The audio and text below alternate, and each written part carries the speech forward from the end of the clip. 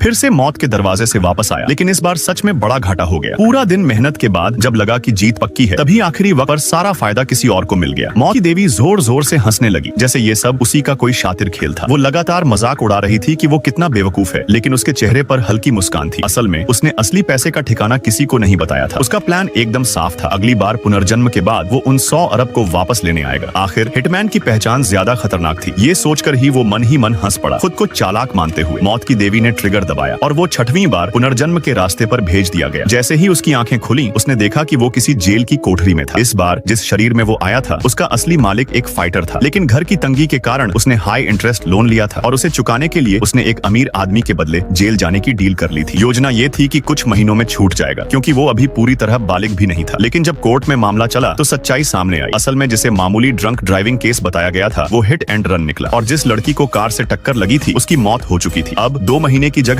उसे 2 साल जेल की सजा सुनाई गई। जब उसे समझ आया कि उसे ठग लिया गया है, तो उसने उस अमीर आदमी से 10 गुना रकम की मांग की, वरना बाहर आते ही उसकी सच्चाई दुनिया के सामने रख देगा। पर उसका वकील भी चालाक निकला, उसने उसे ही धमकाना शुरू कर दिया। जैसे ही उसने इस शरीर की यादों को प्रोसेस किया, उसके दिमाग में एक ही ख्याल आया, यहाँ रहना उसके लिए सेफ नहीं था। इस जेल में एक साइको कातिल की खूब बातें होती थी। कहा जाता था कि अगर उसने किसी को अपना टारगेट बना लिया तो उसकी मौत पक्की थी। लेकिन जैसे ही उसकी झलक मिली, उसकी आंखें चौड़ी हो गईं। ये तो 4थी बार पुनर्जन्म में मिलने वाला स्कूल का गुंडा है। पिछले जन्म में इसी लड़के ने उसे बेरहमी से मारा था, लेकिन इस बार जैसे ही उसने उसे घूरा, उसने बिना सोचे एक घूंसा जड़ दिया। स्कूल का गुंडा जमीन पर धड़ाम से गिरा और फिर उसकी जमकर कुटाई कर दी। बाकी कैदी घबरा गए। किसी ने चिल्लाकर कहा, इस पागल को मत छेड़, वरना रात को चैन से सो नहीं पाएगा। लेकिन अब तक समझ चुका था कि ये लड़का असली टाइगर नहीं, बल्कि सिर्फ दिखावे का था। स्कूल टाइम से ही ये दूसरों के नाम पर धौंस जमाता था, लेकिन असल में खुद कोई दम नहीं था। कुछ थप्पड़ों के बाद स्कूल के गुंडे की अकड़ पूरी तरह टूट गई। वो रोते हुए गिड़गिड़ाने लगा, लेकिन उसे चैन नहीं आया। उसने बाकियों को भी बुलाया और सबने मिलकर उसकी जमकर धुनाई कर दी। उसे लगा कि अब उसकी परेशानी खत्म हो गई। लेकिन अगले ही दिन जब वो वर्कशॉप में था, तो सामने वाले कैदी ने अचानक तेज धार वाला ब्लेड निकाल लिया। उसकी किस्मत अच्छी थी, उसने झटपट कदम पीछे खींचा और ब्लेड सीधा दीवार से टकराकर उछलता हुआ उसी हमलावर के पास लौट आया। पहले लगा कि ये सिर्फ एक एक्सीडेंट था। उसने तुरंत गार्ड्स को बुलाया ताकि उसे मेडिकल रूम भेजा जा सके, लेकिन तभी उसे समझ आया ये हमला पहले से प्लान किया गया था। और सिर्फ यही नहीं, जेल में मौजूद बाकी गार्ड्स भी उसे मारने आए थे। बाकी कैदी डरकर भाग गए, लेकिन हमलावरों ने गलती कर दी। वो भूल गए कि इस शरीर का असली मालिक एक प्रोफेशनल फाइटर था। आगे का नतीजा, सिर्फ कुछ ही मिनटों में उसने सभी को धूल चटा दी और तभी उसका सेलमेट लड़खड़ाते हुए वापस आया। उसके हाथ में एक हथियार था, लेकिन मदद करने की बजाय वो चिल्ला रहा था, ये लोग तुझे मारने आए थे और तूने इनकी वॉट लगा दी।